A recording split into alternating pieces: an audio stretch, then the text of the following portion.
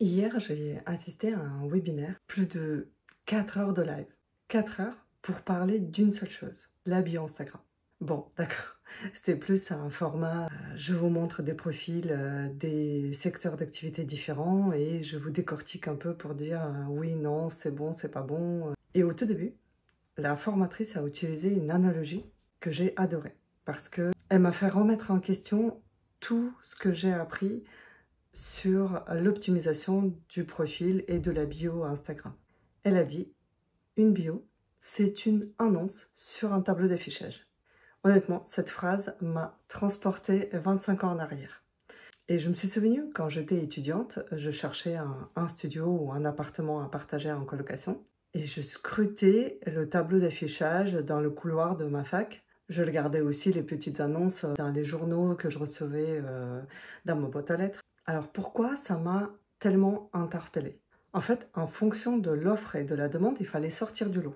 Par exemple, utiliser un papier de couleur pour attirer l'attention de loin, utiliser un feutre qui écrit en gros pour qu'on puisse bien voir aussi, trouver des bons mots, des phrases qui feraient que les personnes intéressées te contactent.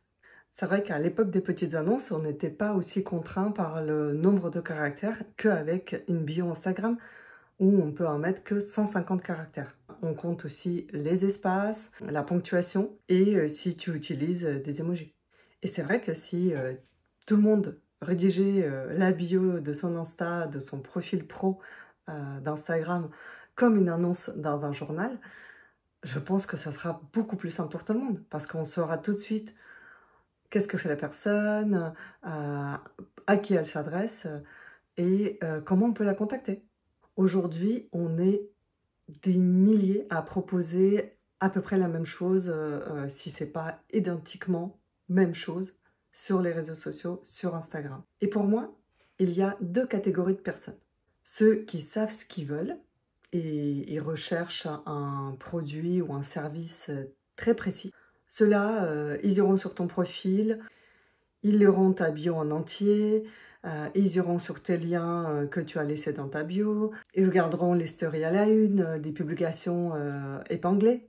Ils regarderont aussi de plus près tous les exemples qu'ils trouveront sur ton profil par rapport à ton travail, à ta méthode, des avis de tes clients, des coulisses. Et ils feront aussi le premier pas pour t'écrire un message. Mais il y a aussi ceux qui ont vaguement entendu parler de ton service ou de ton produit et qui ne pensaient pas du tout que ça pouvait éventuellement les intéresser ou qu'ils auraient un jour besoin de ce que tu proposes. Et donc ceux-là, quand ils sont sur ton reel, si le reel leur a plu, qu'est-ce qu'ils font? Oui, ils peuvent liker ou commenter, mais ce qu'ils vont faire, c'est ils vont regarder ton image et ton nom. Si c'est une photo de toi ou un logo d'une marque qu'ils reconnaissent tout de suite, là, bingo, ils savent de quoi il s'agit. Ils ont plus de chances de cliquer sur ton profil pour aller voir ce qui est écrit dessus et ce qu'ils peuvent trouver dedans. Pareil pour le nom, si dans ton nom il y a un mot-clé qui les interpelle, qui confirme leur recherche, ça facilitera le passage sur ton profil. Et ensuite, quand ils arriveront sur ta bio, ils vont lire ton nom et la première ligne de ta bio. Peut-être qu'ils vont lire la bio en entier, mais vraiment la première ligne de ta bio, si elle ne les accroche pas, malheureusement, ils risquent de swiper, sortir de ton profil et t'oublier. Maintenant, je vais parler des erreurs que je vois trop souvent. C'est par exemple des généralités. J'accompagne avec bienveillance. Ça a été trop utilisé et aussi, je ne vois pas comment une personne pourrait écrire, par exemple, « J'accompagne avec violence et je vous maltraite ». Un autre exemple, « J'aide les femmes ». Ok, c'est-à-dire tu vas aider la moitié de la population de toute la Terre. Pose-toi pour définir à qui tu t'adresses, à qui tu proposes tes services. D'accord, ce sont les femmes. Elles ont quel âge? Où est-ce qu'elles habitent? Quelle langue elles parlent? Quelle est leur situation pro, perso, leur hobby? Quelle problématique précisément tu résous avec ton service? Ah oui, d'autres choses, d'autres erreurs, c'est des évidences. Un chef cuisinier ou une pâtissière va écrire « J'utilise des produits frais ». Une esthéticienne qui écrirait « Propreté garantie ». Et en dernier, un exemple, c'est utiliser des mots compliqués. Des anglicismes, par exemple, pour des personnes âgées ou des personnes qui ne parlent pas du tout anglais. Ou des mots trop techniques, sauf si tu ne cherches à filtrer ton public en amont de cette façon. Résultat, les personnes ne savent pas qui tu es, ne savent pas ce que tu fais, qu'est-ce que tu peux leur apporter et comment prendre contact avec toi, comment commander ton service, ton produit. Ce que je te conseille, si tu dois écrire une bio, une nouvelle bio de ton profil.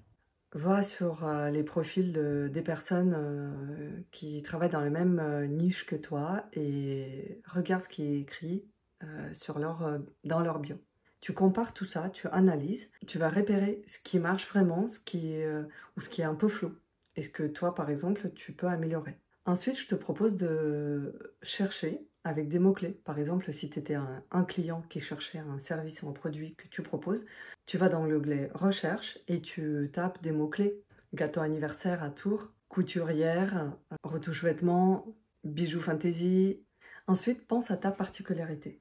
Quelle est cette fameuse cerise sur le gâteau de ce que tu proposes, ta petite touche à toi. Et surtout, teste. La bio, tu peux la changer tous les jours. Je l'ai déjà dit dans plusieurs autres vidéos. C'est un espace qui peut être modifié plusieurs fois par jour, tous les jours. Tu peux demander autour de toi, à ta famille, à tes proches, à tes amis, tes copines.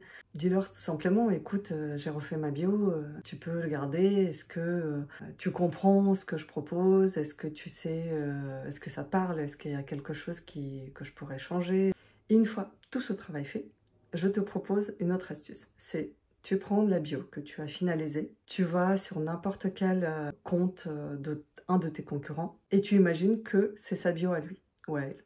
Et je te laisse analyser. Est-ce que ça colle? Est-ce que cette bio est vraiment interchangeable et qu'elle correspond à n'importe quelle personne dans ta niche ou pas?